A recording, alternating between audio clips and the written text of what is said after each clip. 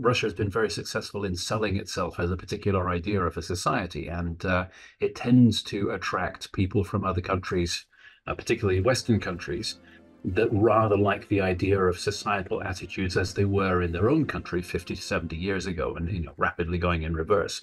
So the ideological emigres to Russia these days are far fewer in number than they were during the times of communism, but they're still attracted by an image that Russia is presenting, and in this case, it's a traditional values image.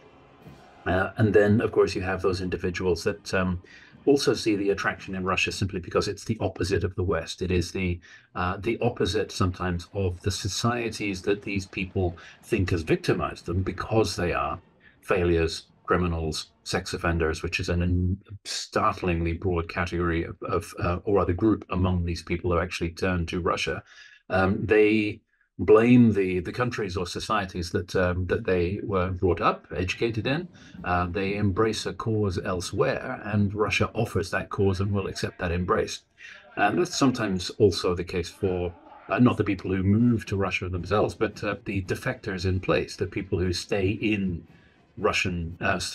stay in Western society, but are encouraged by Russia to attack it and to take out all of their frustration and anger and spite by harnessing themselves to a cause that actually wants to destroy the society that they feel has let them down.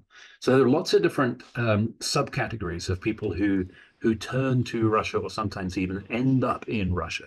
The one that seems to be new, as opposed to all of the ones which go back ages through history, is the people who have found in Russia a convenient place to escape prosecution. And they hope, of course, that doesn't mean they're actually going to be, end up being sent to fight and die in Ukraine, like one or two of them have already. And we'll see how long that lasts. Absolutely. It's always a problem. It is the same syndrome as when you had British citizens, for example, enlisting in ISIS.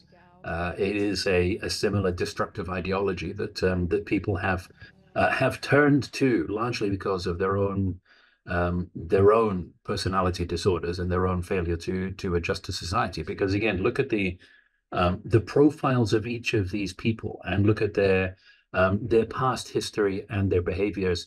And these are all extremely damaged personalities. If not, this would not actually be happening in the first place. So you have the problem that that Russia is actually offering these people a home, so to speak. It's offering them an environment in which they can act out their fantasies. There's also the problem, of course, is of as we had with ISIS, it's possible eventually some of these people might want to return to the UK, either because they've realized that they made a mistake, or because they want to reintegrate. But it's going to be a challenge and an issue either way. It's not just enlisting in the Russian armed forces. You have for instance, the people who are working for Russian media in the occupied territories, in Russia, and so on, in exactly the same way as you had during the Second World War. Broadcasters from Nazi Germany attacking their own country because they've been made to feel valuable by this country's enemy, and they have the kind of personality that is very effective with. I don't think we need to talk about Putin. I think the way in which these individuals are used for propaganda war against the West is just hardwired into how Russia does things. This is something that is not a new phenomenon. This is something that goes back through Soviet times, and is absolutely a core part of how Russia exploits both the capabilities of information warfare and also exploits damaged people. If you look at the manuals for the KGB for recruiting agents or recruiting propagandists, you look for the losers, the misfits, the people who have a grudge, the people who have failed in life and think it's somebody else's fault.